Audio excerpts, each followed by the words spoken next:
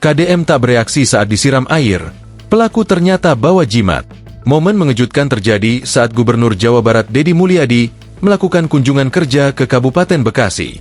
Dalam sebuah acara bertajuk Abdi Nagri Nganjang ka warga di Desa Wanasari, Cibitung, Jumat, 20 Juni 2025, Deddy disiram air oleh seorang pria tak dikenal.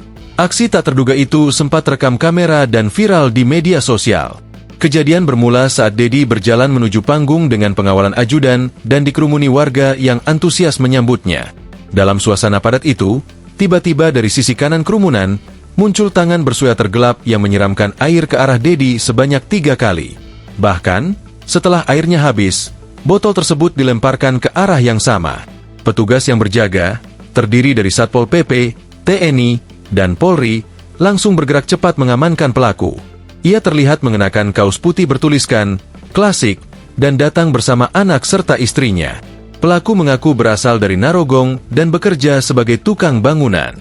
Ia berdalih tindakannya bukan karena disuruh siapapun, melainkan karena anaknya terjepit saat berdesakan. "Tadi bocah kegencet bang. Woi tolong woi," ujarnya saat diwawancarai. Dikutip dari live YouTube Petualang dan Explore, Sabtu, 21 Juni 2025, sebagaimana dilansir Tribun Jakarta. Yang mengejutkan, saat diperiksa, polisi menemukan jimat di dalam tas miliknya. Namun, ia menegaskan bahwa jimat tersebut bukan untuk kebal, melainkan untuk lancaran usaha. "Biasa usaha, Pak. Ya biasa yang namanya usaha apa aja yang penting halal," ujarnya. Pelaku juga menekankan bahwa aksinya murni spontan, bukan karena disuruh orang lain. "Gak, demi Allah, kita percaya ada 2 alam," katanya.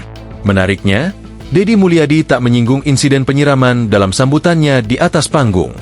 Ia justru fokus membahas kecintaannya pada wilayah Bekasi, meski diakuinya banyak tantangan yang harus diselesaikan. "Jadi saya mencintai Bekasi, karena mencintai itu kadang sikapnya menyakitkan. Saya mencintai Bekasi, lihat Bekasinya kumuh. Kalau saya mencintai Bekasi, Bekasinya kumuh.